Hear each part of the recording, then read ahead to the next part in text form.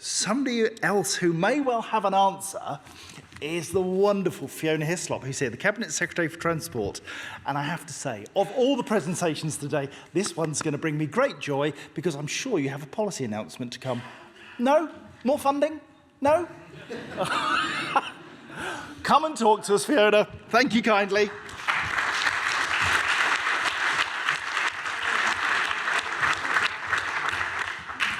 So good afternoon, everyone. I'm very pleased to be here today for this session on net zero transport, infrastructure and mobility. Now, movement is a defining feature of the 21st century. As individuals, we move freely around our local area, our nation and beyond our borders. Our food, our industries, our utilities all depend on complex movements of raw materials and finished products.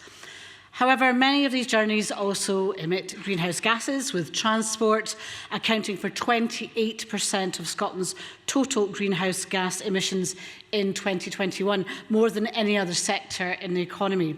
So in Scotland, we recognise the severity of climate change and the risk that it poses to our way of life. We have set ambitious and legally binding climate change targets to reduce our emissions to net zero by 2045. And this transition will fundamentally change many aspects of how we get around in our day-to-day lives. Now, while there are many facets to transport and net zero, following the interests of panel members, I have chosen today to focus on road vehicles. And I have three key messages for you. Firstly, no one sector can single-handedly overcome the challenges that face us in the move to net zero.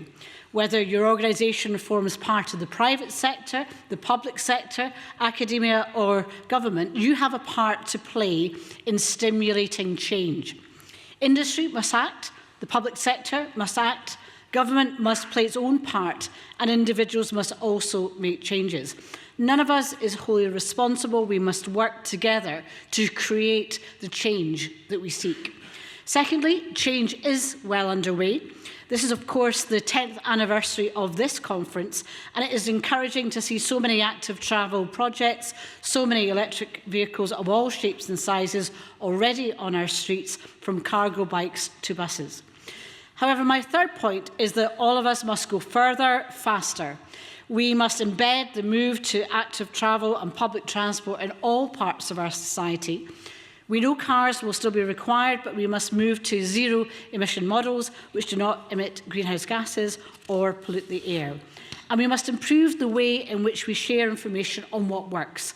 And we, industry, public and private sectors, must make real reductions in our greenhouse gases over the next decade.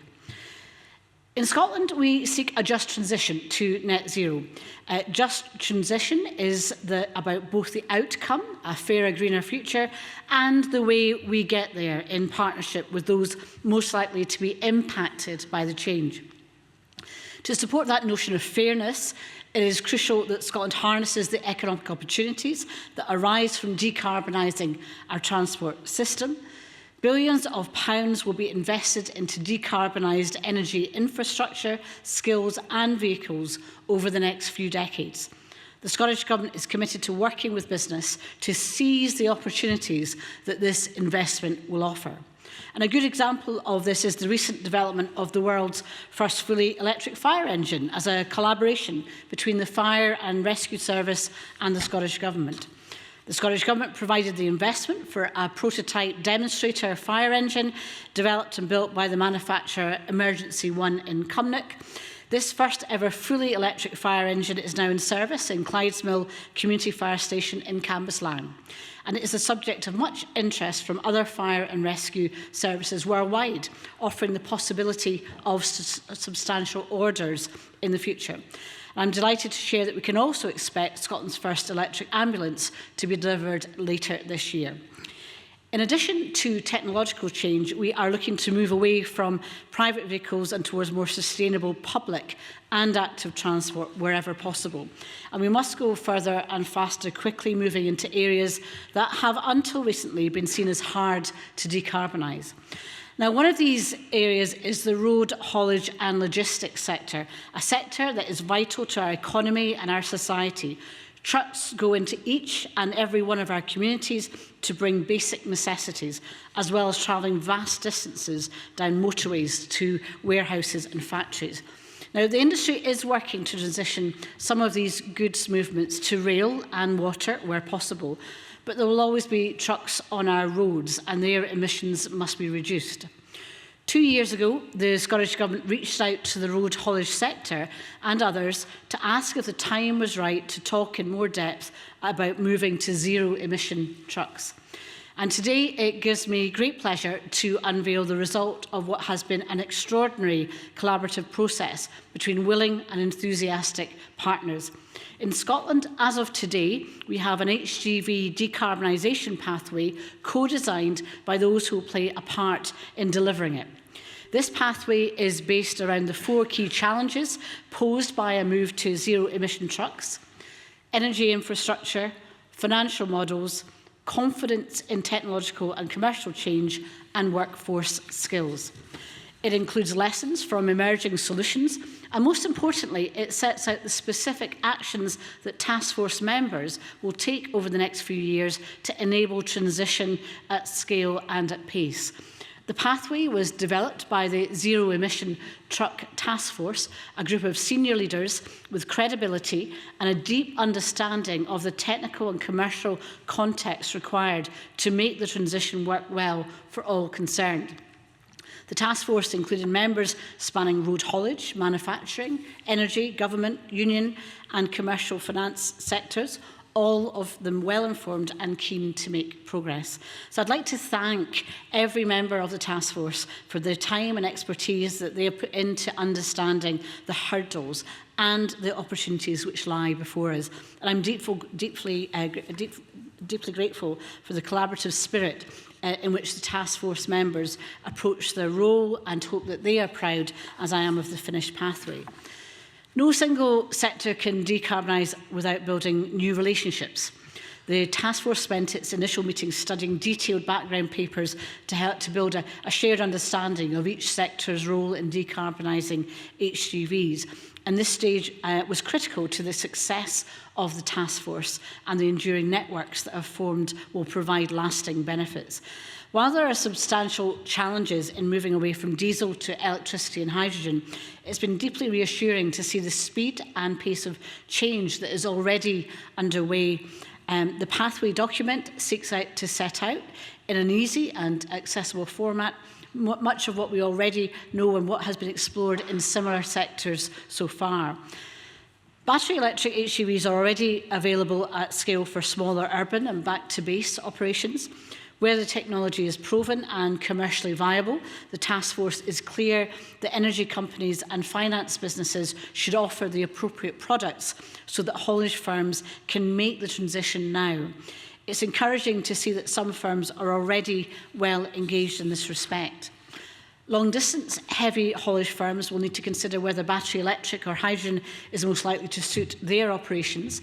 Again, the task force found that larger firms are considering this and beginning energy infrastructure preparations accordingly. And one key lesson that we've learned is that we must improve the ways in which information moves between sectors within transport. In fact, when considering a paper on financial models, which are already in use for fleet operators to access battery electric buses, one member was clear in the impact this had on his level of confidence. This could change everything, he said. I do not wish, however, to downplay the scale of the challenge. The HGV decarbonisation pathway for Scotland will move us forward in immensely helpful ways, but it is not the end of the story. We are in the early stages of the move to battery electric and hydrogen fuel cell trucks. Technology and business models are developing fast. The task force recognises that there is an incomplete picture at this stage. In addition, in tracking progress on the actions, the task force is committed to collectively revisiting the pathway in 3 years to build on progress made. And the pathway is already resulting in tangible outcomes which will help to determine next steps to be taken by all sectors. A clear example of this is a piece of research which will inform the location of charging and fuelling infrastructure required for the new trucks. Scottish Government and Heriot-Watt University are working with road haulage firms to gather data on the journeys that trucks make in Scotland.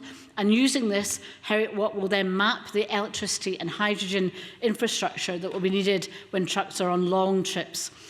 Having this evidence base will enable better informed discussions between electricity companies, commercial investors and haulage fleets about where and how fleets can access the energy that they need when away from their depots. So we all have to explore new ways of doing things, take on some elements, as we've heard, of risk, recognise that each of us is dependent on others playing their role, and enormous changes are underway to decarbonise our transport system. And I hope I've left you with a sense of how important it is that all actors round the table continue to collaborate and find the solutions together. It's not always an easy place to be, but these are challenges that we can and we must rise to meet. And I know that you are here, as I am, because you are striving to bring about change, because you recognise the importance of learning from others, and events like today enable us to do that well, allow us to ask questions, to seek a deeper understanding. And with that in mind, I look forward to questions you undoubtedly have, and I hope you have a very successful conference. Thank you.